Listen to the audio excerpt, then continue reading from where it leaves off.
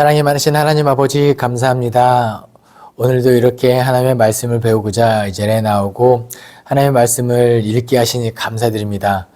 하나님에 대한 말씀에 대한 지식이 더욱더 쌓일 수 있게 도와주시고 그 가운데 하나님의 뜻을 깨닫게 하시며 그 뜻대로 살아갈 수 있는 다짐과 힘을 우리에게 허락하여 주시옵소서.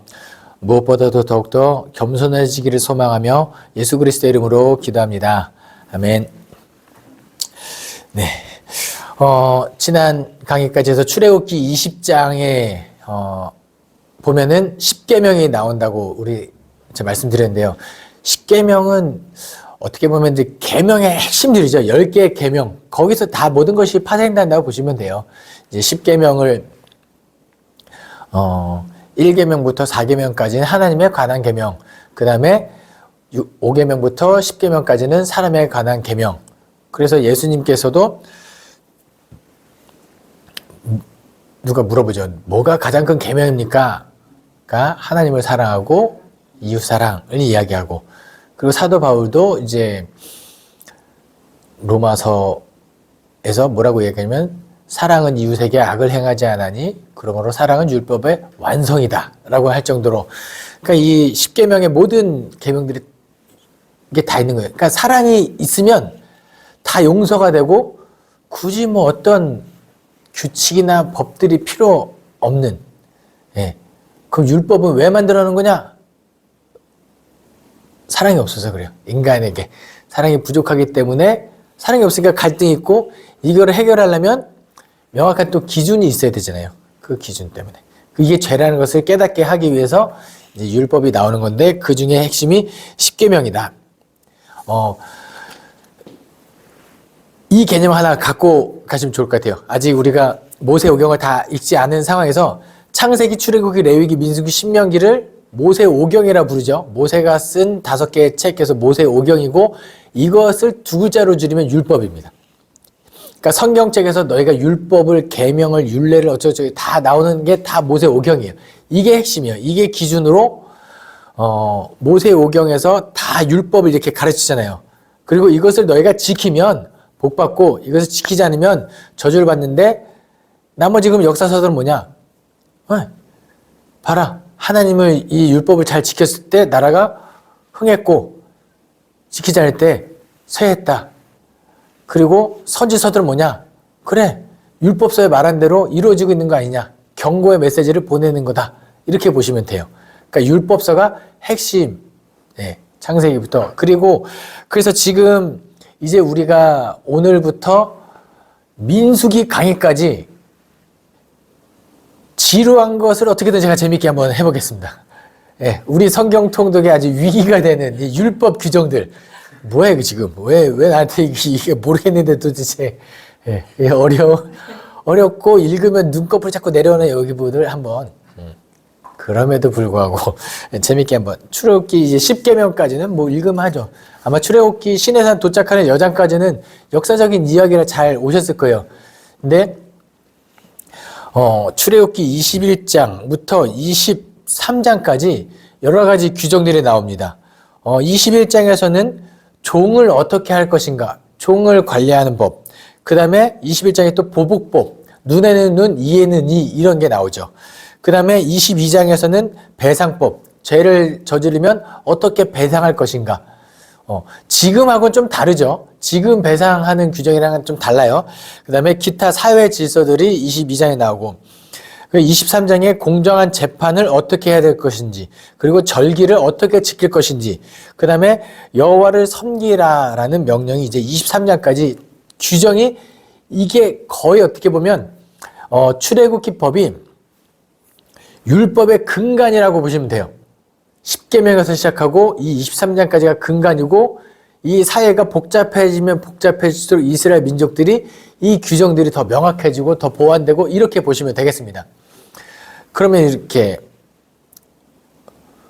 지루한데, 지금 읽기에는 이게 우리 일상생활에 맞는 것도 있고 안 맞는 것도 있는데, 왜 우리가 지금 이 구절을 읽어야 하는가라고 했을 때는, 첫 번째는 이 율법서에 담긴, 이 율법에 담긴 하나님의 마음을 헤아려 읽으면은 읽을만 해요. 보부법으로 한번 예를 들어볼게요. 눈에는 눈, 이에는 이입니다. 이게 어떻게 보면은 제일 공정한 법일 수 있죠. 내가 한 대 맞으면 한 대 때리고, 두 대 맞으면 두 대 때려라. 근데 그게 잘 되나요? 조금만 더 이렇게 구체적으로 해볼게요. 제가 맞아가지고 앞니가 빠졌어요. 그럼 이제 나는 어떻게 보복하면 되죠? 그쵸. 상대방의 앞니만 빼버리면 되는 거잖아요. 그래서 딱 때리려고 했는데 이 사람 앞니가 없어. 어떻게 해야 되죠? 야, 고민이죠. 이게 똑같이 해야 되는데, 그러다가, 그래, 내가 그럼 앞니만 뺄게 해서 때렸어요. 근데 힘 조절을 잘못해서 두 개가 빼면 어떻게 하죠? 그럼 내 일을 또 갖다 대려야 되네요? 그리고 제가 아까 방금도 이야기했는데, 내가 한 대 맞으면 사람이 흥분하면 한 대만 때리게 안 돼요. 그러니까 아무리 감정이 욱해져도 최소한으로만 해라. 절제하라가 이게 뜻이에요, 사실. 그리고 이왕이면 용서하는 게 맞고. 네. 그리고 용서가 안 되면 그냥 그 다음에 규정들, 보상법, 배상법들이 있잖아요. 그걸 받는 거예요. 그러니까 원래는 이 율법에 담긴 하나님의 마음, 그리고 또 왜 이런 율법을 우리가 듣고 이 율법에 담긴 하나님의 뜻을 어떻게 헤아리시면 되냐면, 율법의 기능은 우리를 하나님의 형상을 닮아갈 수 있게 거룩하게, 죄를 깨닫고 죄를 뉘우치고 하나님의 형상을 회복하게 하는, 하나님께 나아가는 적에 있는 거예요.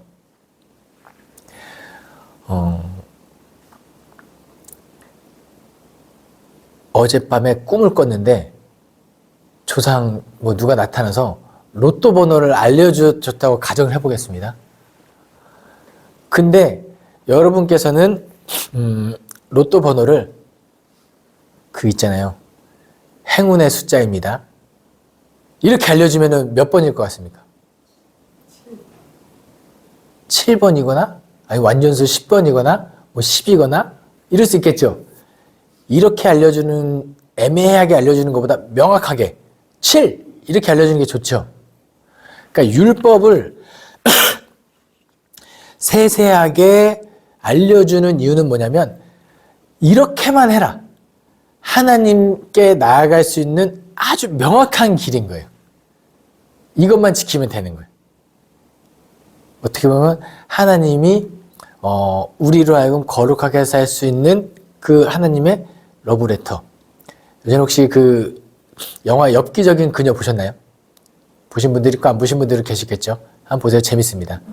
네, 그때 거기서 영화에 어떤 장면이 나오냐면, 차태현이 이제 전지현을 포기하면서 전지현이랑 이제 소개팅을 하게 된 남자한테 편지를 읽어주는 장면이 나와요. 그 전지현은 이것을 주의해야 합니다.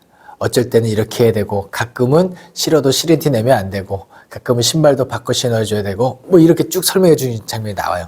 그러니까 하나님의 그런 러브레터인 거죠. 어떻게 하면 하나님께 나올 수 있는. 그리고 지난번 강의 때도 말씀드렸다시피 죄의 삭은 사망이고, 거룩하지 않은 하나님이 거룩한 인간하고 만날 때 거룩한 돌격성을 우리가 다 죽을 수밖에 없는 적이라 그랬잖아요. 그런데 하나님은 우리랑 임마누엘 하고 싶은 거예요. 그런데 그 거룩한 돌격성이 발휘되지 않게 하기 위해서는 뭘 알려주면 되죠? 거룩하게 될 수 있는 방법을 알려주고 있는 거예요.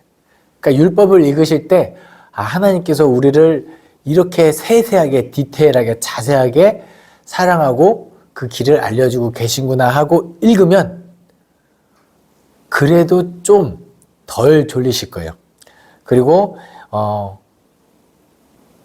레위기쯤 가면은 제사법에 또 엄청 졸리거든요. 그때는 레위기 때 졸지 않고 읽을 수 있는 공식을 하나 알려드리도록 하겠습니다. 네.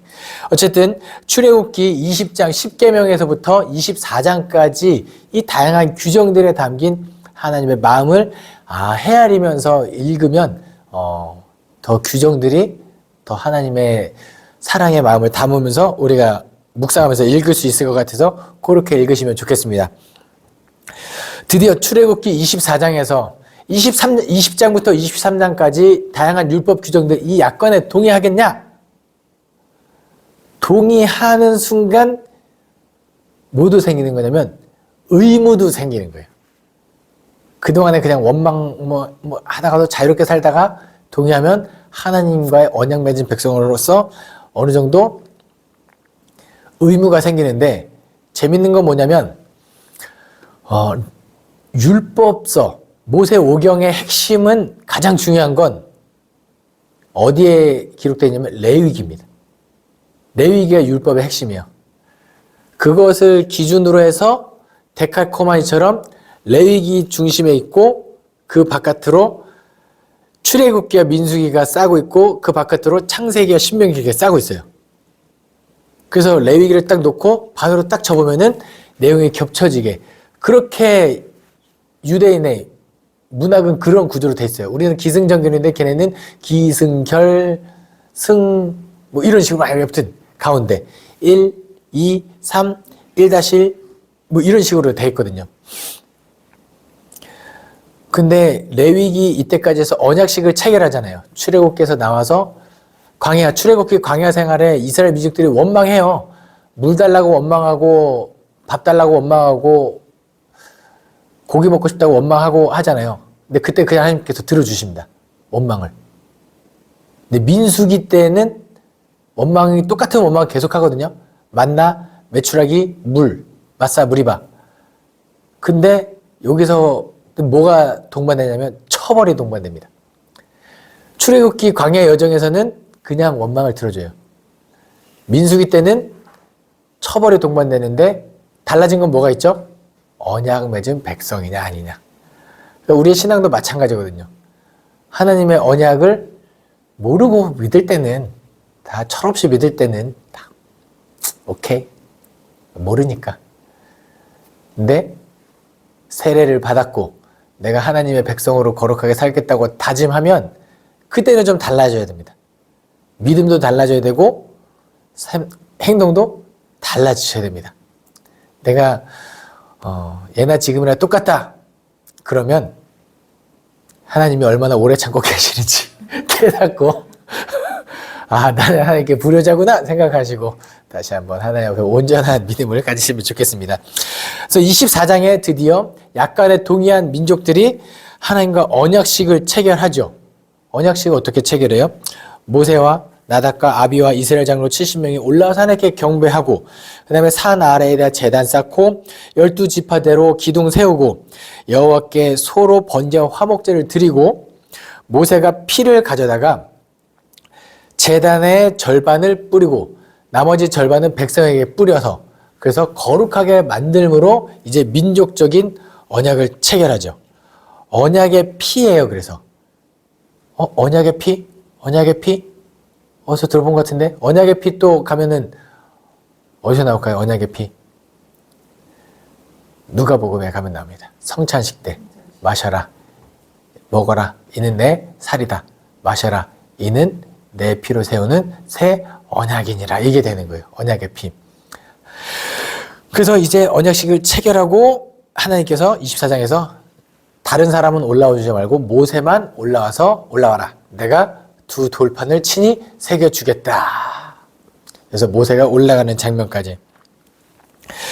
이제 모세가 올라가면은 하나님께서 이렇게 여러 가지 돌판도 주시지만 뭐를 주구장창 설명하시면 25장부터 31장까지는 성소를 짓는 방법을 알려주세요. 네. 성소를 짓는 법을 제가 쭉 설명드리기보다는 여러분 유튜브에다가 성막 해가지고 검색해서 누군가 찍어놓은 영상을 그냥 보시면 돼요. 저도 그거보다 더 잘 설명을 드릴 방법도 없고, 예. 저도 공부를 더 해야 되기 때문에 지금 이 짧은 순간에.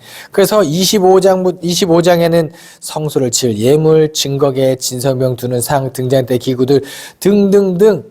근데 천은 뭘 쓰고 실은 뭘 쓰고 제사장옷은 어떻게 만들고 흉패는 어떻게 만들고 분양할 제단 뭐 하고 아주 자세하게 쭉 알려주시잖아요. 여기서 읽어보시면 일단 지루합니다. 일단 야 이렇게까지 지금하고 너무 동떨어진 이야기인데 하나님께서 이렇게 디테일하게 알려주시는 이유는 그만큼 거룩성이 중요하기 때문이에요. 이제 이 성소는 어떤 곳이 될 거냐면 하나님이 임재하실 곳이기 때문에 중요해요. 그러면은 지금 하나님이 임재하시는 곳은 어딜까요? 처음에 하나님께서 시내산에 임재하셔서 거기서 거룩한 하나님의 산이 됐죠. 근데 이스라엘 백성들의 목적지는 시내산이 아니고 가나안이잖아요.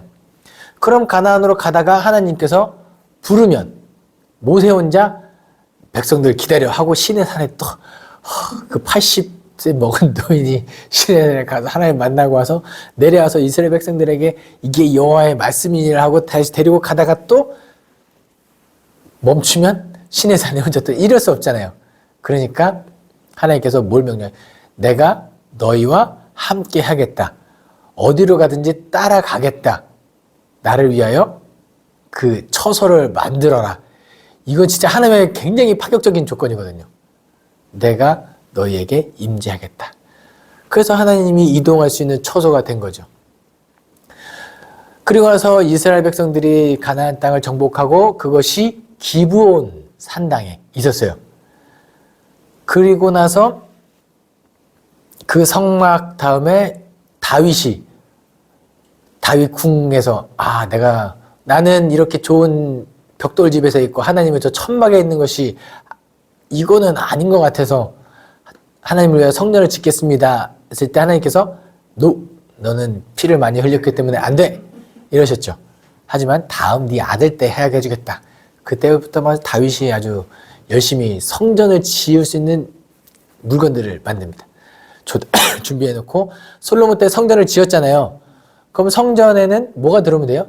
그냥 그 지성소 성막에 들어가면 돼요. 그러니까 지성소에 있던 것들이 다 성막에 들어갔다면 돼요. 그때부터 성전에 하나님께서 임재하셨고 거기가 거룩한 집이 된 거죠. 근데 솔로몬이 뭐라고 이야기하냐면 그 성전 봉헌식 때 하늘이거든 하나님을 감당하겠습니까? 우리가 디디고 있는 이 땅 자체가 하나님께서 그냥 발 하나 얹을 수 있는 발등상이거든 하물며 내가 지은 이 집이겠습니까? 라는 이야기를 해요. 예. 그러니까 뭐냐면 우리가 하나님을 가둘 수 있는 존재가 아니에요. 하나님께서 거기만 계셔야 되는 분이 아니에요. 그냥 다만 하나님께서 거기 임재하시겠다고 하는 게 감사할 뿐인 거죠. 그래서 우리가 나중에 잘못해서 성전을 향하여 하나님을 향하여 기도하면 들어주십시오 이렇게 이야기합니다.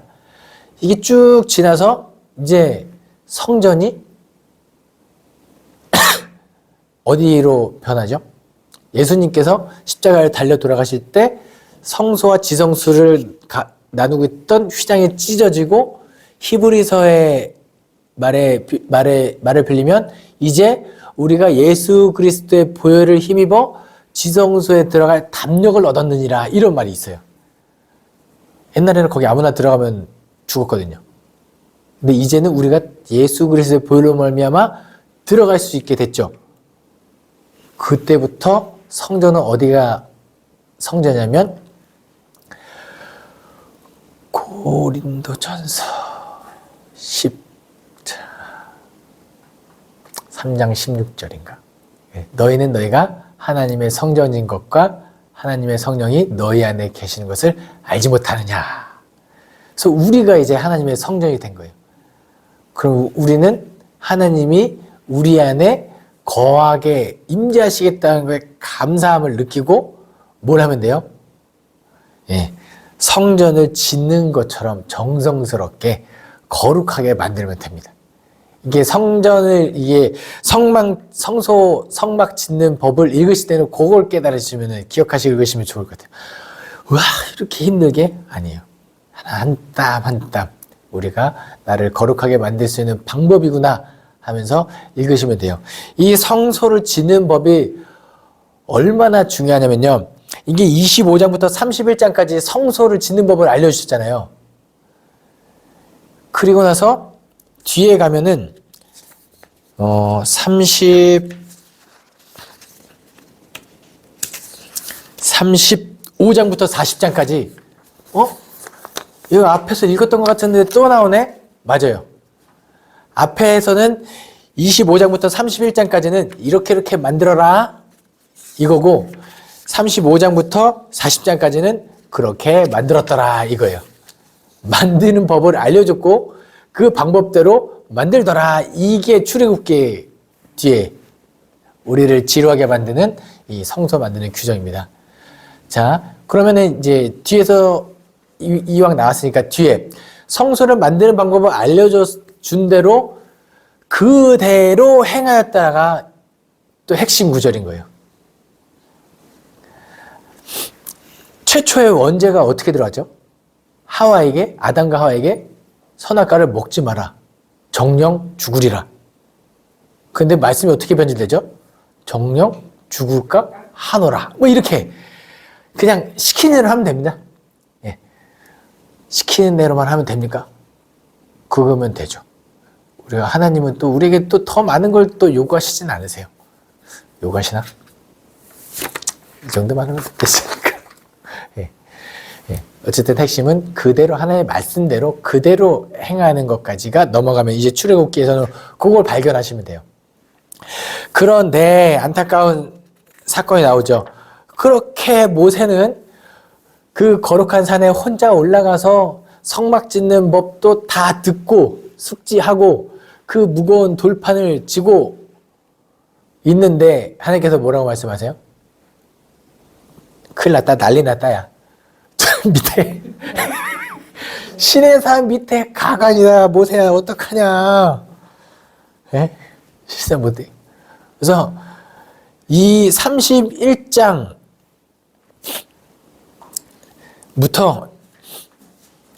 이제 모세의 심정에 집중하고 읽으시면 좋아요. 하나님께서 뭐라고 말씀하시냐면, 야, 큰일 났다. 저 밑에 난리가 났으니 내가 저들을 다 진멸시키고 모세야, 너를 선택해서 다시 새 민족을 세우겠다. 하나님께서 화가 잔뜩 나서 분노하시고 그렇게 이야기하시죠. 모세가 뭐라고 하나님을 설득할까요? 이때부터 이제 모세의 선지자의 정체성이 발휘되죠. 32장입니다. 32장 4절에 이제 금송아지를 만들자 하나님께서 진노하시고 32장 10절에 그런즉 내가 하는 대로 두라. 내가 그들에게 진노하여 그들을 진멸하고 너를 큰 나라가 되게 하리라. 하나님께서 그 계획을 말씀하셨어요. 근데 보세요. 하나님은요, 사람이 아니시고 인생이 아니시니 후회가 없으시고 하신 말씀을 그대로 행하시고 계획하신 것을 그대로 실천하셔도 누구도 뭐라 할 사람이 없습니다. 그냥 하시면 돼요. 근데 모세가 감히 하나님을 막아서죠. 32장 11절입니다. 모세가 그의 하나님 여호와께 구하여 이르되 여호와여 어찌하여 그 큰 권능과 강한 손으로 애굽 땅에서 인도하여 내신 주의 백성에게 진노하시나이까 하면서 하나님을 막아서죠. 하나님의 화를 누그러뜨리는 역할이에요. 이거 죽을 각오하고 막고 있는 겁니다. 모세라고 해서 뭐 그런 권능이 있어서 그런 게 아니에요. 예. 자기를 희생하면서 막고 있는 거예요. 그러면서 하나님께 뭐를 이야기하냐면 아브라함과 이삭과 이스라엘, 야곱을 기억하소서. 뭘 기억하려는 거냐면 하나님께서 하셨던 약속, 언약을 기억하소서. 구원하신다고 하셨잖아요.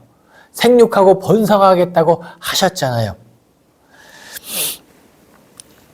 그러자 하나님께서 기억력이 나빠서 화가 나시는 게 아니지만 그 언약을 기억하시고 여호와께서 뜻을 돌이키사 화를 내리지 아니하신다.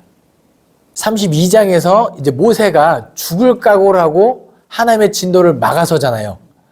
그리고 언약을 기억하셔서 뜻을 돌이키십시오라고 얘기했는데 모세가 하나님께 뭐라고 이야기하냐면 31절 32절에 모세가 여호와께로 다시 나아가 여짜오되 슬프도소이다. 이 백성들이 자기들을 위하여 금신을 만들어 싸우니 큰 죄를 범하였나이다. 그러나 이제 그들의 죄를 사하시옵소서. 그렇지 아니하시오면 원하건대 주께서 기록하신 책에서 내 이름을 지워버려 주십시오. 예.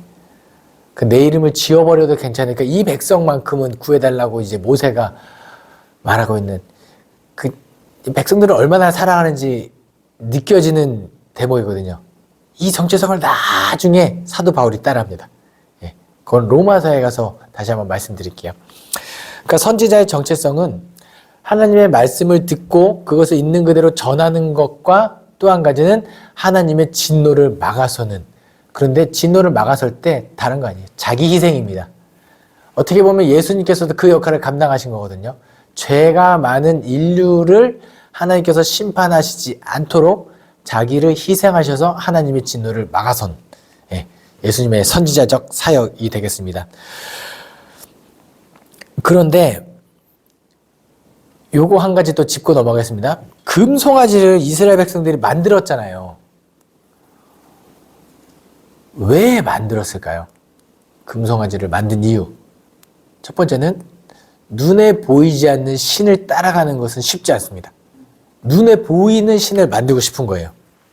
객관적 증거가 그만큼 중요합니다. 그래서 이스라엘 백성들이 신약 시대에 올 때까지 계속해서 할례를 중요시하는 이유가 그거예요. 믿음의 객관적인 증거, 구원의 객관적인 증거로서. 근데 이스라엘 백성들이 금송아지를 만들고 뭐라고 이야기하냐면 이는 우리를 인도하여 낸 신이다 라고 이야기합니다. 하나님이라는 거예요. 이 신이 소를 믿는 것이 아니라 눈에 보이는 하나님을 만든 거예요. 근데 이게 왜 잘못됐냐면 하나님은 성막, 성전, 우리 몸 어디에도 가둘 수 있는 분이 아니거든요. 근데 금송아지를 만들고 거기다가 이가 하나님이다 라고 하면은 그게 하나님을 제한하고 규정하고 인간이 이게 잘못된 거예요. 예. 그래서 신앙생활 하다 보면은 내가 믿는 것이 전부로 여긴다? 그거 안 됩니다. 내가 경험한 것이 전부다? 아닙니다. 다른 사람이 경험한 것도 하나님이고 나와 다른 신앙의 경험일 수 있지만 그것 또한 하나님의 역사를 인정하셔야 된다는 거. 이제 금송아지 사건에서는 그것도 하나를 짚고 넘어가면 좋겠습니다. 우상이 잘못된 점이 뭐냐면 하나님이 눈에 보이면 더 잘 믿을 수 있겠죠. 근데 그게 안 된다는 거예요. 그러니까 내가 하나님을 자꾸 규정하고 이러지 말라는 거. 그래서 예수님께서도 비판하지 말라. 그리고 헤아리는 헤아림으로 너희가 헤아림을 받을 것이다. 네. 33장을 보시면 이제 32장까지 해가지고 모세가 하나님의 진노를 다 막아서고 내 생명책에서 지워버리라 까지 이야기하죠. 그죠? 그리고 나서 하나님께서 뭐를 명령하시면 이제 떠나라. 신의 산을 떠나라. 근데 하나님께서 청청병력과 같은 말씀을 하세요. 그런데 내가 너희를 잠깐 떠나겠다. 이제 하나님께서 진노하신 이게 하나님의 심판의 가장 마지막이거든요. 내가 너희와 함께하지 않겠다. 그리고 에스겔서에 보면 하나님이 성전에서 동쪽에서 떠나는 장면. 그럼 더 이상 성전에 하나님께서 거하시지 않죠? 하나님이 떠나시는 것이 심판인데 지금 하나님께서 그걸 하겠다는 거예요. 그런데 이걸 또 누가 막아설까요? 모세. 모세 대단한 사람입니다. 자, 이 33장 3절부터 읽을게요.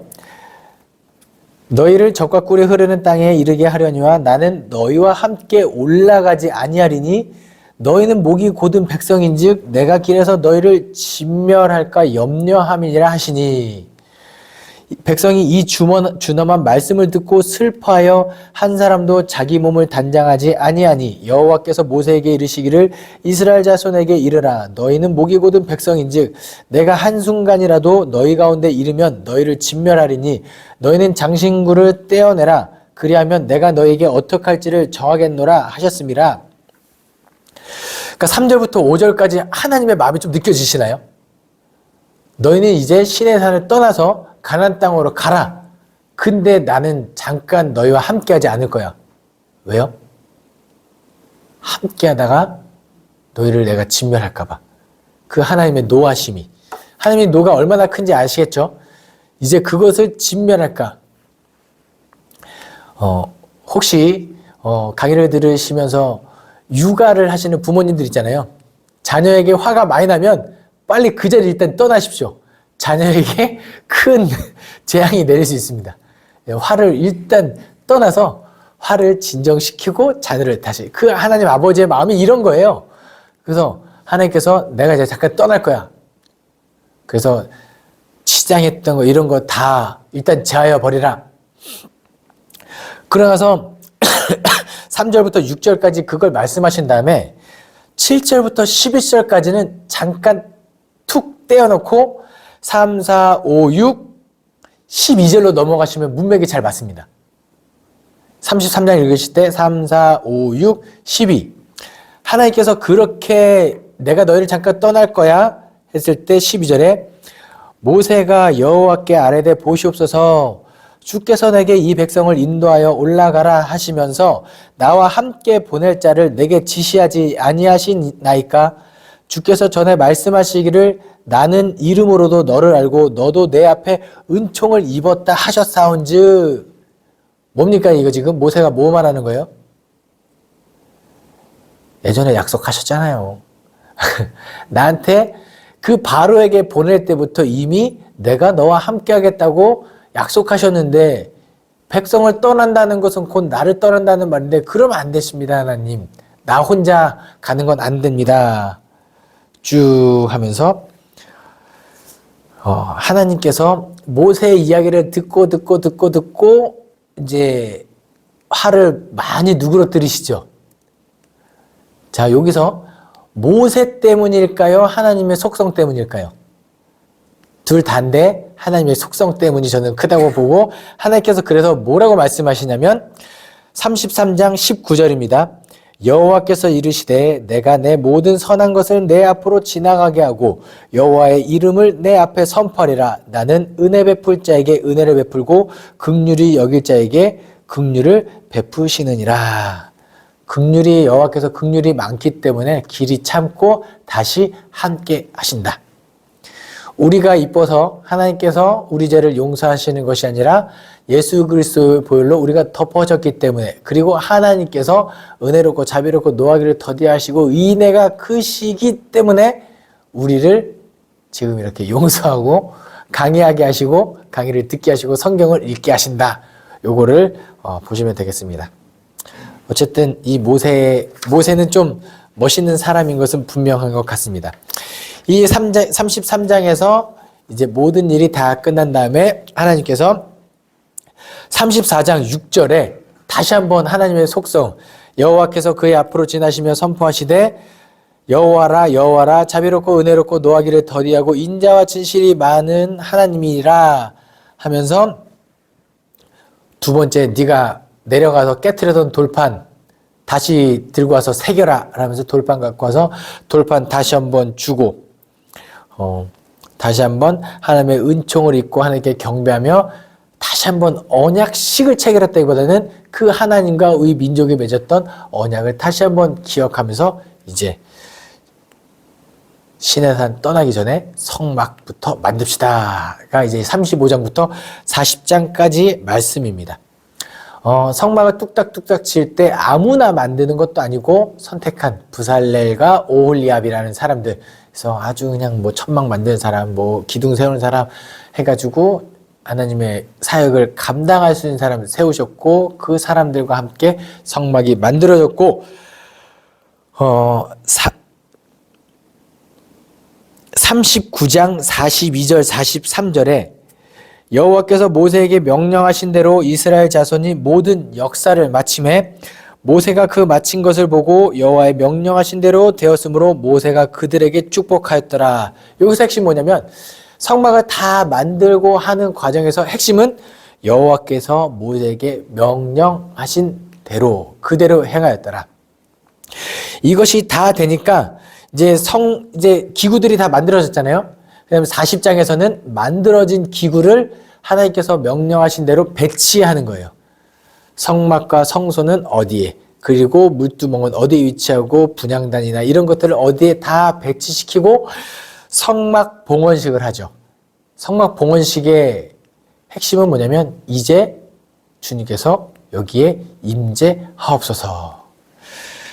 그러자 40장 34절부터 구름이 회막에 덮이고 여호와의 영광이 성막에 충만하매 모세가 회막에 들어갈 수 없었으니 이는 구름이 회막 위에 덮이고 여호와의 영광이 성막에 충만하였으며 낮에는 여호와의 구름이 성막 위에 있고 밤에는 불이 그 구름 가운데 있음을 이스라엘의 온 족속이 그 모든 행진하는 길에서 그들 눈으로 보았더라. 하나님께서 다 용서하시고 다 사하시고 그리고 이제 함께 하시는 언약을 계속해서 지키시면서 성막에 임재하는 장면으로 출애굽기는 끝이 납니다. 그래서 이제 출애굽기 강의를 들으시고 또 성경 이제 또 통독하시는 분들은 하나님의 마음, 모세의 심정, 그리고 우리가 얼마나 큰 은혜를 누리며 살고 있는지를 보시면 덜 졸릴 거예요. 성경을 읽을 수 있습니다. 그래서 다음번 강의는 이제 레위기로 넘어갈 텐데 거기 가기 전까지 마음 단단히 준비하시고 출애굽기까지 잘 읽으시기 바랍니다. 네, 기도하겠습니다. 사랑이 많으신 하나님 아버지 감사합니다. 오늘도 이렇게 출애굽기를 마지막까지 잘 읽을 수 있게 하시니 감사드립니다. 하나님, 이 성막 가운데 하나님 율법 가운데 담긴 하나님의 마음을 느낄 수 있게 도와주시고 우리도 이 땅을 살아가는 동안에 하나님이 찾으시는 참된 예배자의 모습으로 하나님의 진노를 막아서는 역할을 감당할 수 있게 도와주시옵소서. 감사드리며 예수 그리스도의 이름으로 기도합니다. 아멘.